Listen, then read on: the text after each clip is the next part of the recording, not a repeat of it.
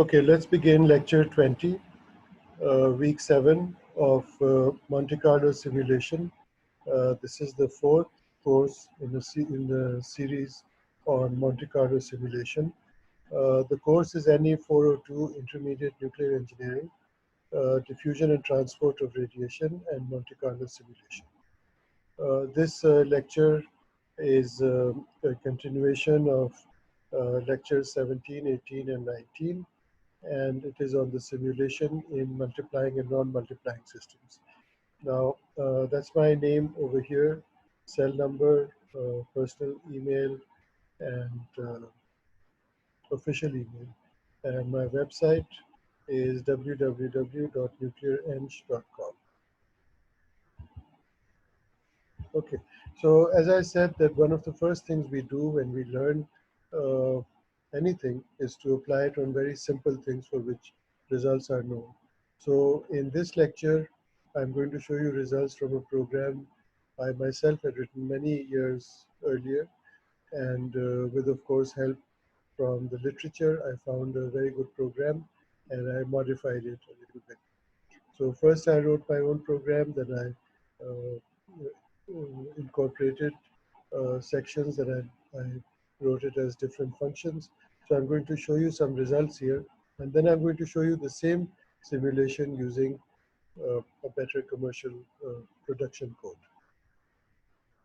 So one of the first problems in nuclear engineering fission design was to determine the criticality of a bare 94% enriched U-235 sphere called Godiva. Godiva was named after a legendary figure, Lady Godiva. And so this is a bare critical assembly, and it's got 94% enriched U-235. So this was an experiment which was carried out in the early years of the Manhattan program, 1947 to 1955. And as I mentioned earlier, so there's a very good reference over here by Paxton, 1983.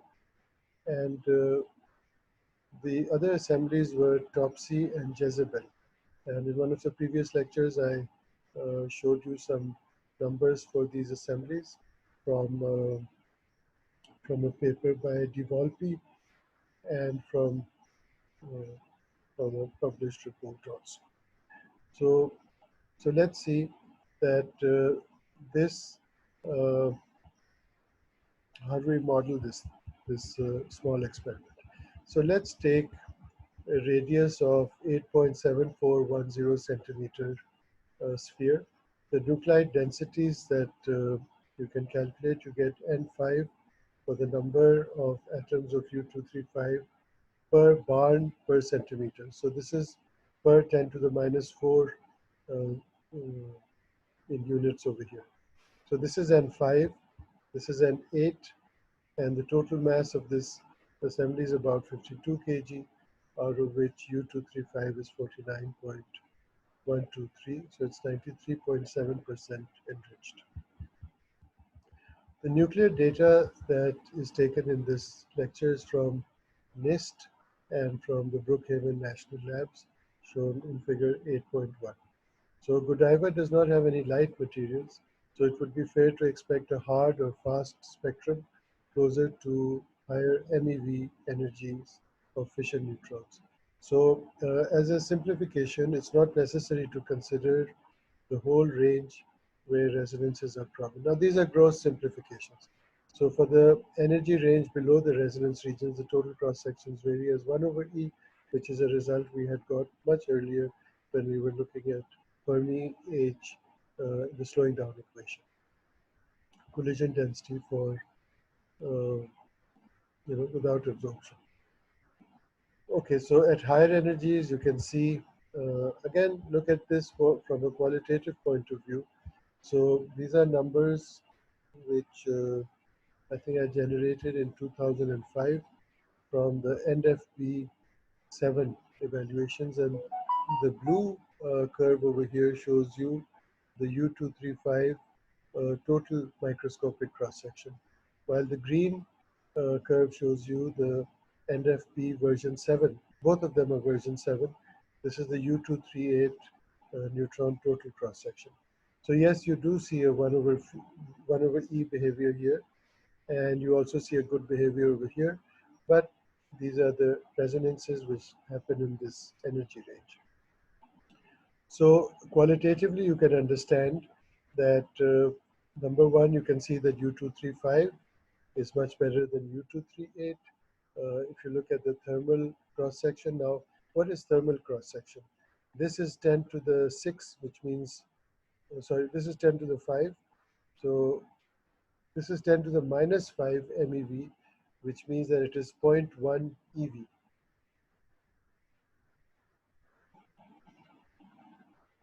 Okay. So, and this is, so where is 0.025 EV? So it's 0.025 is 2, 10 to the minus 2 EV. So 10 to the minus 8 MeV. So minus 6, minus 7, minus 8.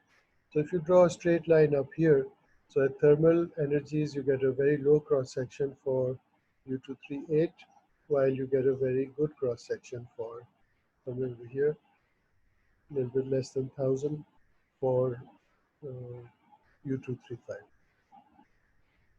So now this was a program where uh, Bingul used 20 group cross sections to cover the energy range from 50 EV. So how many MeVs is that? So this is minus 5. So 0.05 MeV. So 0.05 MeV is 5 times 10 to the minus 2. So it's somewhere over here. So 50 keV to 20 MeV. So 20 MeV, so that's 1, that's 10 MeV. So it's 20 MeVs around the end of it. So these were the cross sections.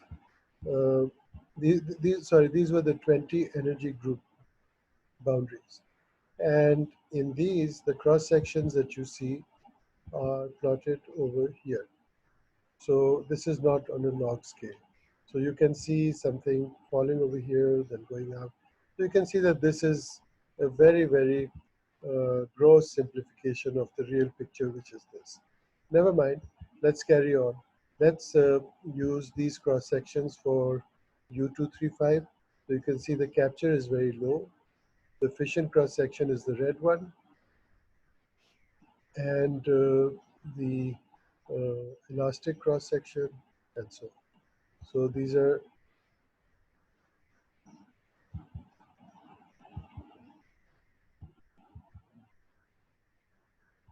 this is U238, fission comparisons.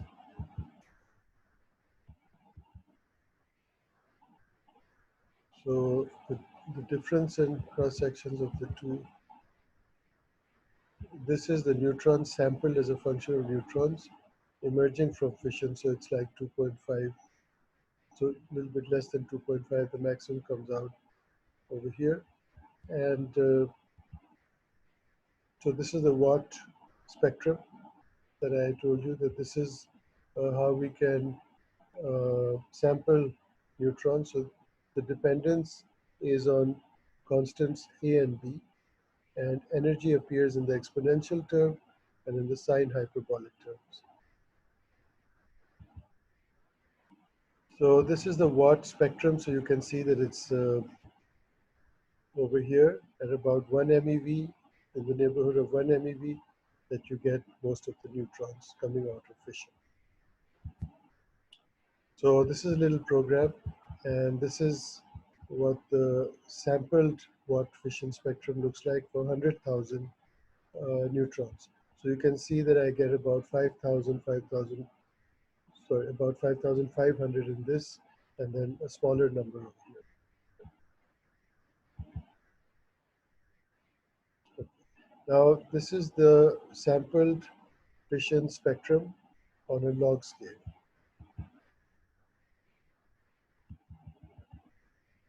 Again, this is on a log scale, sampled and the actual. So here's the sample, and here's the sample, here's the actual. Okay, so on my laptop, about 10 years, I think, 10, 12 years back. So I don't remember the hardware, but it took so many seconds to do so many computations. Okay, so here are the results. You can see for 50 neutrons in 40 generations. So the answer I should be getting is 0.9999. So you can see that I get this from a very simple oversimplified program, which doesn't look bad.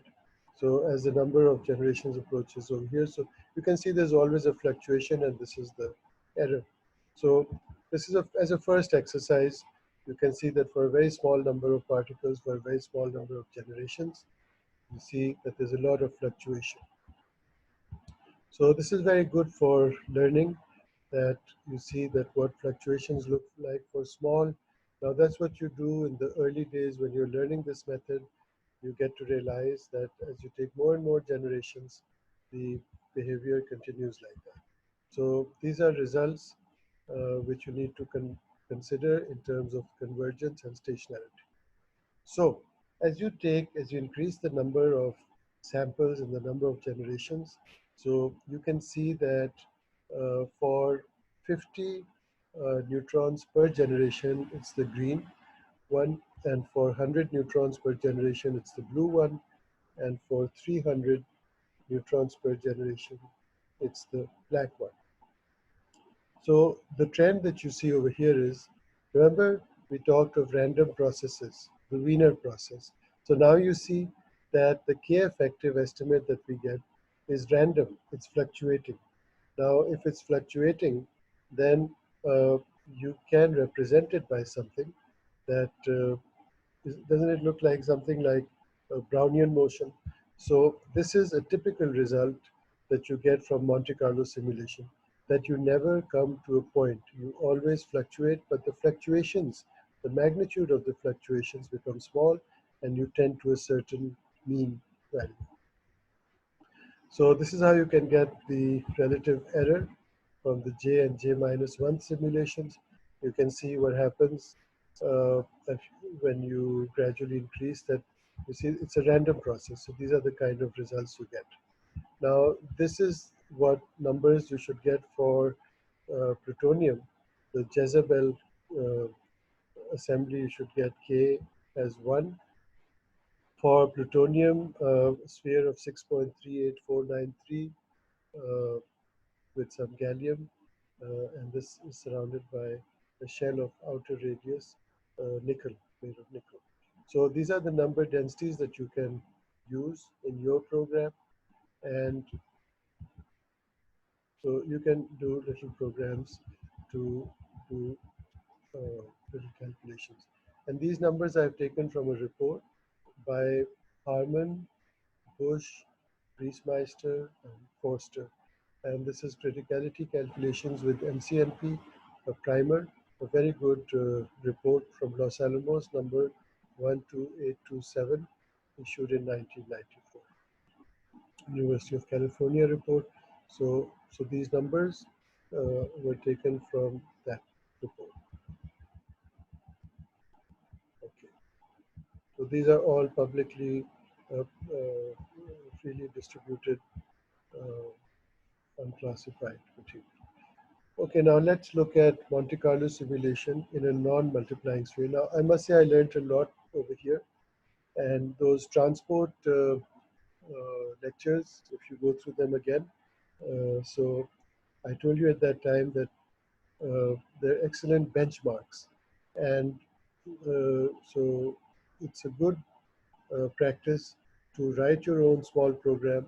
Start with a non-multiplying sphere because it's easiest, and start by trying to compare your simulation results with diffusion theory and transport theory. And that's what I've done over here as an academic exercise. So we look at a non-multiplying sphere. So here you could take a source emitting S neutrons per second sitting at the center of the first sphere. Now look at some random events. So I've just shown you pictures for 3 neutrons. So look, the first neutron goes, has a collision here, changes its angle, energy goes here, then here, then here, then here, and escapes from the system. Neutron number 2 has its collision over here, here, here, here. Neutron number 3 has this kind of a random walk. So the in the previous lecture, the exercise I gave you had forward scattering. But now let's look at uh, scattering in a sphere. So, so here's a little hands-on exercise. Step 1, enter the basic data. Step 2, initialize your counters. And I'm going to use both the estimators, the collision estimator and the track length flux estimator. Begin your simulation. And you need to write little functions. I wrote one function called DTC. This uses S equal to -1 over sigma t, the natural log times 1 minus the random number, as I showed you in the previous lecture. Then I wrote another function, Monte Carlo for FS. So MCFS region, I forget what FS stands for. Then I wrote another I region to find out which region is the neutron in. Then F region. Okay, so the initial region the neutron is in and the final region that it goes to. So I looked at all the various possibilities, tally the number of collisions, the track length flux. There are all different functions. And I defined a region number of 1000 to represent any region external to this sphere. So and I used, when I said that a number is small, I just called it 1 times 10 to the minus 6. Now, I'm not trying to get a perfect answer. I'm trying to understand what's happening. So perfect answer, I'll show you from a bigger code. So the distances that are important, the distance to collision, the distance to surface by the ray tracing method, the distance left when you, if you travel 8 centimeters and the boundary is after 5 centimeters, then the distance left is 3 centimeters. So then you've got to update the position of your neutron. It's not outside your system. You transport it artificially to the boundary of your system. And so you look at bounding surfaces. So you make lots and lots of mistakes over here, and you use Matlab functions like isReal. So if you get a complex root, then you reject it. So similarly, you don't get a negative real root. So you look at surface crossings, how much weight is escaping, how much weight gets lost, to see that are you doing something good by setting certain parameters as cutoff points, are you losing any information? So step 4, you calculate the mean values. The mean values that you obtain are from the samples that you consider, estimates, you divide by the number of neutrons, and you normalize it to results for one source neutron. Because then you can multiply it by any number of source neutrons that are coming out of CF252 or any source that you've got. Now to compare, so what I did was I compared it with the diffusion flux and got the diffusion length. And here's my Matlab program. Okay, so there's step 1. You take a radius of, you take a sphere of radius 25 centimeters. This is correct. 6.023 10 to the 23. So this is a program I think I wrote about 15 years back or something. So you take 10 regions, functions you call for Monte Carlo shells. So this determines the radius and all. Now the first thing I did was for aluminium, a widely used material. So in aluminium, I took sigma scattering, sigma absorption, sigma total. I don't remember from where, but probably from La Marche. I simulated 10,000 neutrons, initialize the counters in step 2. You can see that's a very important part to get started. Begin the simulation. So you have a loop over here. There's no fission. There's no fission going to take place over here. It's non-multiplying. So I don't have nested loops. So all I have are nested loops for batch and histories. So begin a source neutron. You can see I began my source neutron at the origin. So I gave it a weight of 1. The starting weight is 1. I defined a key as 0 to say that when it escapes or the history ends, it will become 1 or non-zero. So while it is inside your system, running another loop that sample the angle theta, mu is cosine theta. So theta is arc cos of mu, phi randomly taken as a azimuthal angle, randomly taken for the azimuthal angle between 0 and 2 pi, the distance to collision, 1 over the macroscopic sigma that called the big sigma, log of 1 minus a random number between 0 and 1. So now what I need to do is I need to store the current position. So the current position is x pause, y pause, and z pause.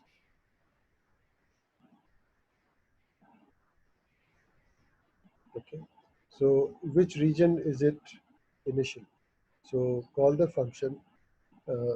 Pause is probably x squared plus y squared plus z squared. Does it say so? Uh,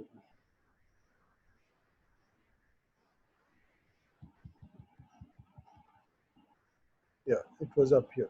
So exactly. So pause is square root of x squared plus y squared plus z squared. So it's the radius. So the pause, value of pause tells you which region you're in. Is it in the first sphere, the second sphere, the third sphere, or has it gone to escape? Has it escaped? So now when you begin your simulation, you sample for the direction cosines. The u, v, this is omega x, this is omega y, this is omega z, remember? So you update your positions, that's why I've called them final, final, final. So those were initial, initial, initial. Okay. So this pause, this pause, this pause, I'm now going to make it the initial and this will become the final. So the final position again determine that the final position, which region is it? So now I should know where I begin and where I should end. So there are lots of these checks in a program. So you have to check if it's in the same region.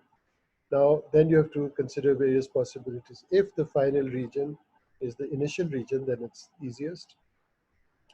Then you call this function Monte Carlo in the same region. So you update the flux and you update the weight post collision from the pre collision. Or if the final region is not equal to the initial region, then you have hit a surface. You have crossed a surface. So you have to find the distance it has traveled in the first surface, process that separately, and if and look at so how much is left, what was the distance to surface, and how much is left. There could be more than one surface that is crossed. Okay? It could have crossed two surfaces or three surfaces. So if the surfaces crossed are more than one, so you have to then look at the various possibilities, check if the roots are real. So lots and lots of checks, and this is where I found that I used to make many mistakes over here. So when you've completed this, then again you check that how much is left. So it's a fairly long program, and you consider many things that what if this happens and what if that happens. So what if the next region is a void?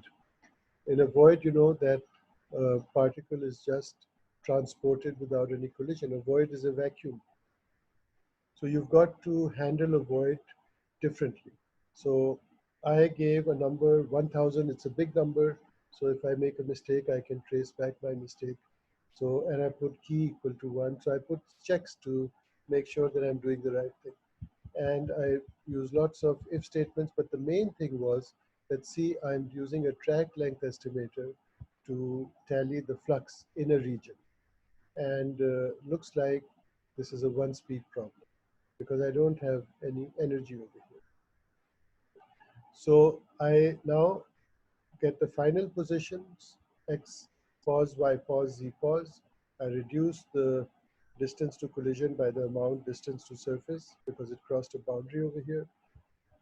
And if it goes into the region 1000 that I score an escape because I'm looking at a non-re-entrant boundary. In other words, I'm looking at a convex boundary. So at a convex boundary, I increment the tally of escapes. I score the weight escaping because this is going to help me find the number of neutrons or protons escaping. Now, in a bigger simulation where energy would be considered, which I'm going to do lots of when I look at practical problems, then this is going to determine the radiation dose which is escaping. So is the system safe? Is it not safe?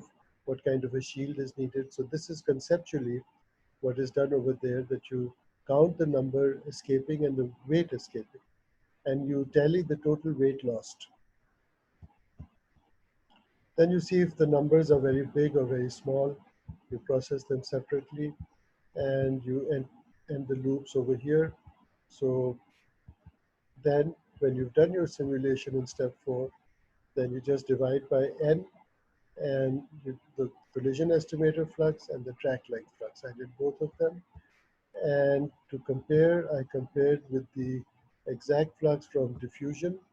Uh, Over here, you can see the diffusion length, the source, those exponentials. And remember the exact solution I derived for you in the diffusion lectures.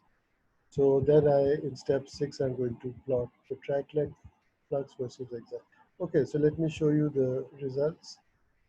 So here are the results. So first, the Monte Carlo track length estimate for 1000 histories. And so that's obtained like this. Look, this is the weight, that's the distance traveled. So this was the definition of the flux, the track length flux. This is the definition of the variance. And this is what the central limit theorem told us. Okay, the law of large numbers. I'm always going to take the support of the law of large numbers and the central limit theorem. And otherwise, I have no basis to do all this. So, so I calculate the standard deviation of the mean. I estimate the relative standard deviation, very important, and what fraction is it of that. And here I show you the results. Now, the red curve, because it's continuous, sorry, this is only the Monte Carlo part of it. So the green squares are the neutron. Now, remember, I cannot give you a continuous result for Monte Carlo. I can give you the flux. So in the sphere, when I divided it into 10 regions, or 20, I forget how many there were. So the innermost sphere will have the maximum radius, so that's why you get only one result. And as the shells become thinner and thinner, you get more results. So in the first shell, the second shell, third, fourth, fifth, sixth, seventh, eighth, ninth, 10 shells. So these are the 10 results, and the red just connects the squares.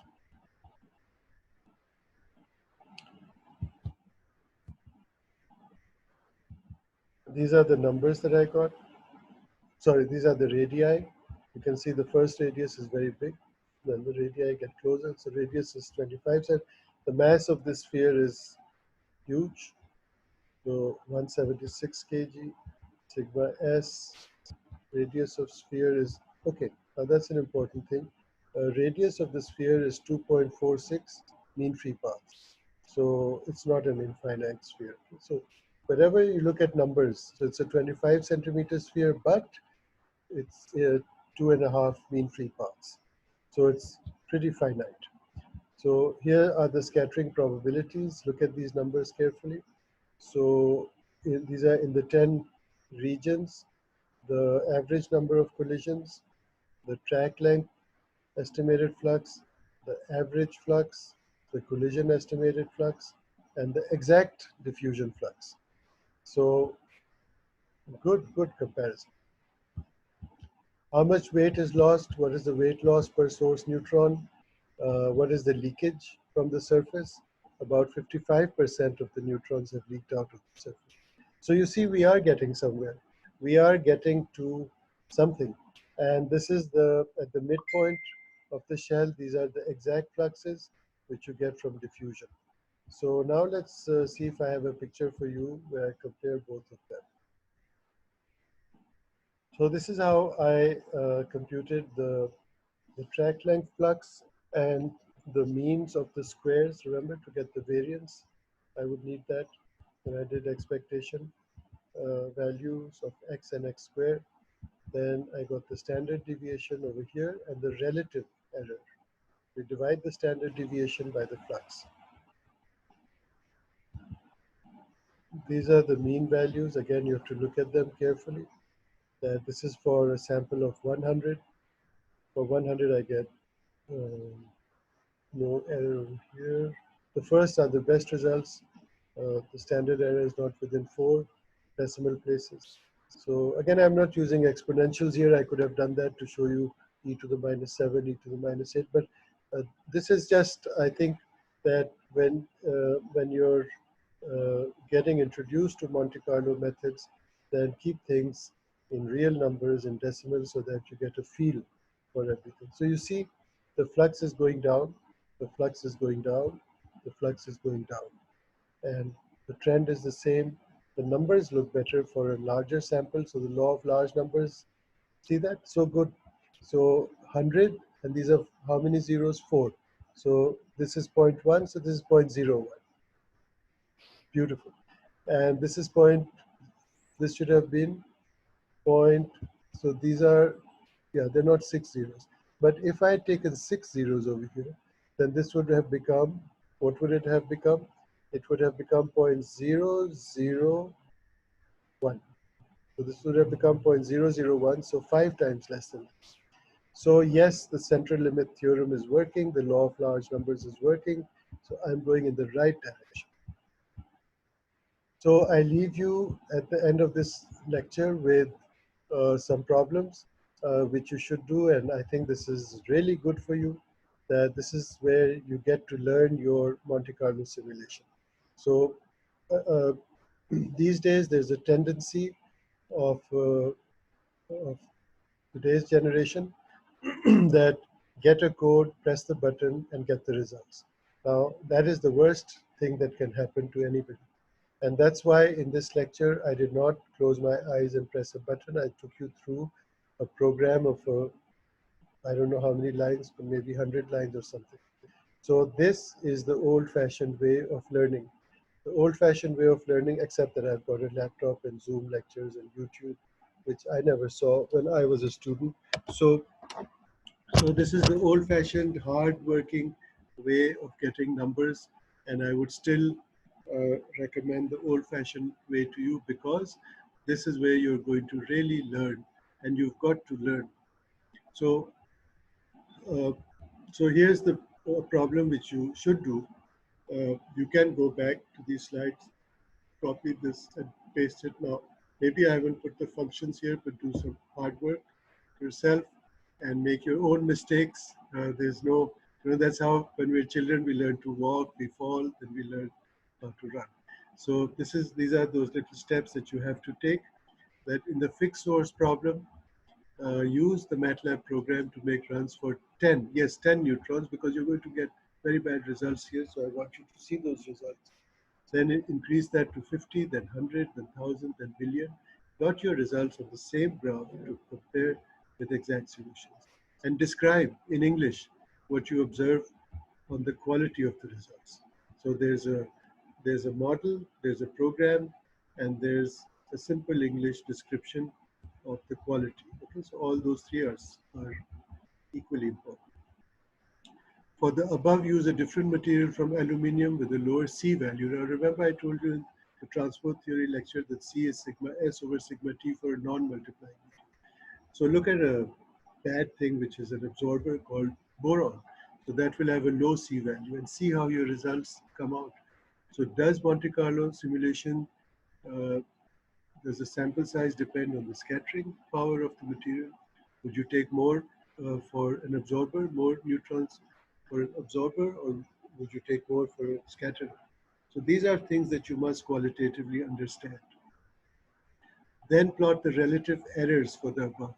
And again, comment on the trend that you observe. Then question number 4, what difference would this fixed source problem simulation have from a multiplying medium simulation? Okay, think about that. In this lecture, I did discuss that. And use the multiplying medium Godiva program to obtain any estimate from table 8.4 on plutonium critical systems.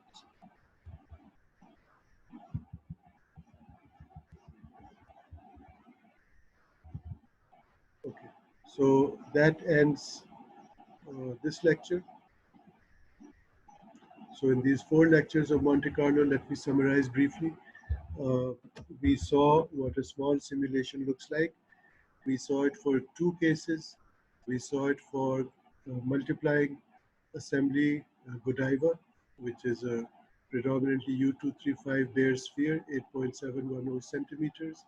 And we saw this for an aluminum sphere of radius 25 centimeters. We wrote a little program, and we saw that there are so many checks that you have to make, so many random numbers that you have to generate, so many decisions you have to make, so many cases you have to consider. Is the collision keeping you in the same region? Are you crossing a region? Are you crossing a surface? Are you crossing many surfaces? Are you leaving the system? So all those things you have to embed in your Matlab program. So I hope that you have understood the concept of random processes. I hope you have understood what the central limit theorem and the law of large numbers is. I hope you have understood the simulation process, the steps in a Monte Carlo simulation, and I hope that you have understood what a good and bad result are, and I hope that you've understood how to estimate using a track length estimator and a collision estimator. So these are the basics of Monte Carlo simulation.